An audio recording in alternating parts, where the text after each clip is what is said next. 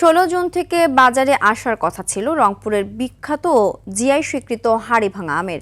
তবে তীব্র গরম ও আবহাওয়ার কারণে নির্দিষ্ট সময়ের আগেই বাগানে আম পেকে যাওয়ায় তা বাজারে বিক্রি শুরু করেছেন চাষিরা।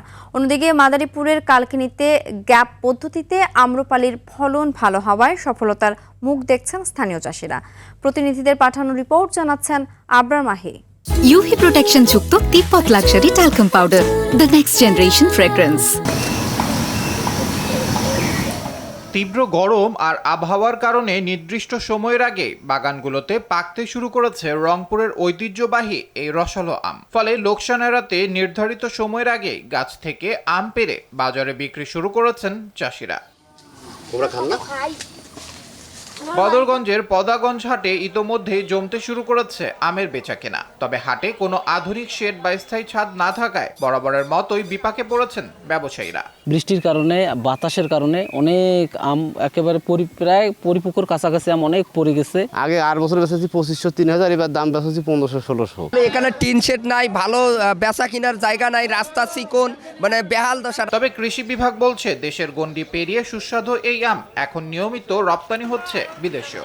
রংপুরের এই হাড়িভাঙা গোটা দেশের চাহিদা মিটিয়ে বহির্বিশ্বেও রপ্তানি হচ্ছে। এই হাড়িভাঙা আম এই বছর মুকুল ভালো এসেছে এবং আমরা আশা করছি গতবারের চেয়ে এবারে ফলন ভালো হবে। অন্যদিকে মাদারীপুরের কালকিনিতে আধুনিক ও নিরাপদ উপায়ে আম্রপালি আম চাষে নতুন সম্ভাবনা তৈরি হয়েছে। উন্নত জাতের ও রোগমুক্ত এই চারাগুলোর কারণেই বাগান জুড়ে এখন সফলতার নতুন স্বপ্ন।